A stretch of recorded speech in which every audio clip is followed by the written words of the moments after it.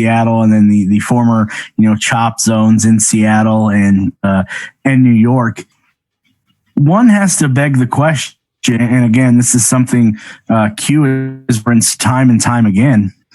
Is this really about George Floyd, or is this about an election? Because are these mayors in these Democrat cities that, even President Trump has referenced this, the crime that is going on in Chicago, Detroit, Portland, Seattle, cities that are Democrat ran for so long. Why are the mayors failing to act? Is this because that they are just that incompetent, or is there something else on their agenda as to why they're not acting? Indy, I think it's actually a combination of issues. I think that in my opinion, they are incompetent by reason of culpability to the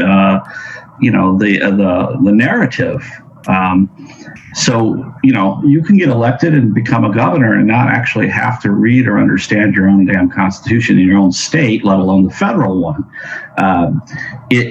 If you were getting elected and doing your job as you were elected to do, your number one priority would be the people and how that constitution affects them, and the federal constitution as well. The nation's constitution. You would not be out there pushing an agenda necessarily. That's what the problem with a lot of our politics is in the first place, is people go out there for themselves or for a specific agenda rather than going out there to be for the people and doing the job according to the rules that are in place until they're changed by proper legislation or by the will of the people in voting.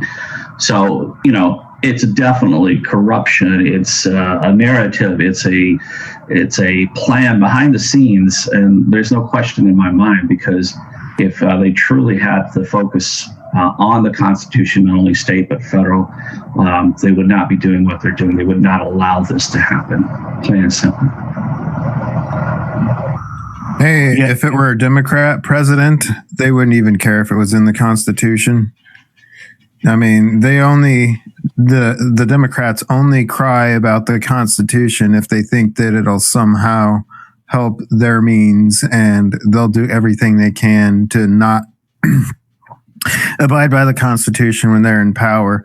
They're all about trying to get around it and trying to remove it and replace it, which is part of the whole reason why you got all these Marxist protests out there that are trying to tear down the system and rebuild their own crappy system of globalism or whatever they think is fair. But yeah.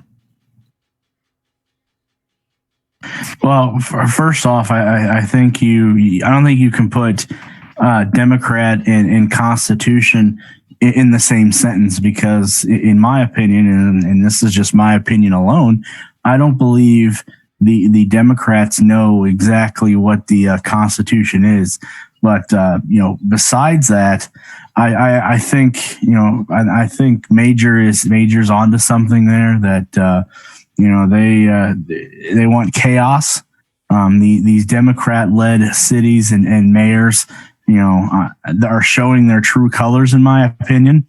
And they're going to push this agenda because they hate President Trump so much that they're going to continue to let these cities burn and maybe try to force his hand a little bit. But I don't think they understand that they're playing right into his hand, no pun intended, because what he is doing and the strategy that he is taking is he is letting them expose themselves, like we've talked about on here time and time again, for the failed leaders, the phonies and frauds that these Democrat mayors in these selected cities across the United States are. And it just proves the point how important, not only at the top of the election card when it comes to November, between socialism or freedom, but it also again states how important down the ballot is with at your state races, your state attorney general, which you see what the attorney in our top